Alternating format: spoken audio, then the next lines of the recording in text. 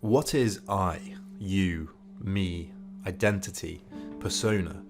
When you think of yourself, do you think of yourself as a whole, unified person? I think, therefore I am. Jacques Lacan, the most important psychoanalyst since Freud, theorized in 1936 that what we think of as our own identity is actually imaginary, a construct behind which the real subject resides. Lacan called the development of this identity the mirror stage. He posited that the first time an infant sees itself in the mirror, literally or figuratively, is the moment that the child develops a sense of the self, the I, or the individual identity. Before this, the child doesn't think of himself as an individual at all, but simply exists as a unified subject, indefinable and whole, at one with everything else around them.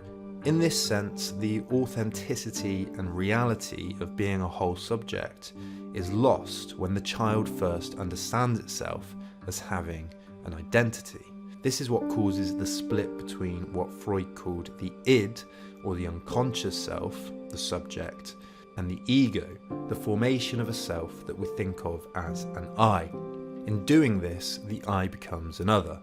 The ego becomes something altogether apart from the authentic and whole subject that the child experienced before. This new idea of ourselves is developed through the use of language, but Lacan insists that it means that we are detached and largely oblivious to our real selves, our own subject.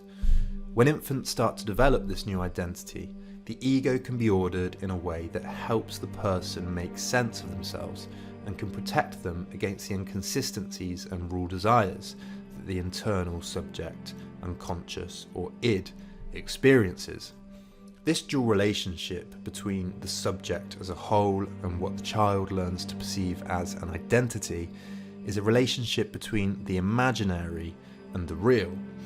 The mirror gives the illusion that the identity and character is whole, when in reality the desires and inconsistencies of life experienced by the subject before the mirror stage are what's authentic and real.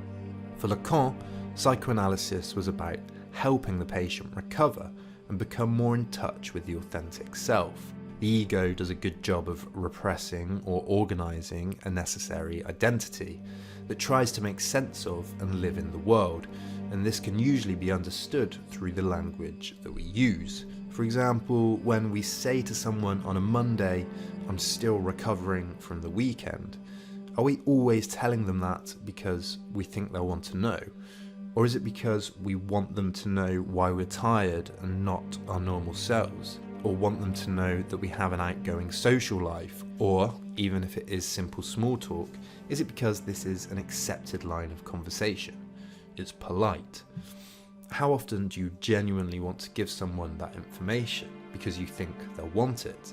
And how often do you genuinely think about that? Lacan called the identity the small other, and says that it's constituted from the big other, the laws, language, social norms and entertainment of the world at large, and it starts to be developed even before you're born by the conversations, situations, ideas and hopes of your parents. The child, after the mirror stage, starts to differentiate between the small and the big others, realizing that the mother is a small other like itself, apart and separate from the big other of the world at large. At first, Lacan posited the mirror stage as being just a moment in the infant's life, but by the 50s he came to regard the stage as a permanent part of human psychology, and it became the cornerstone of his psychoanalysis.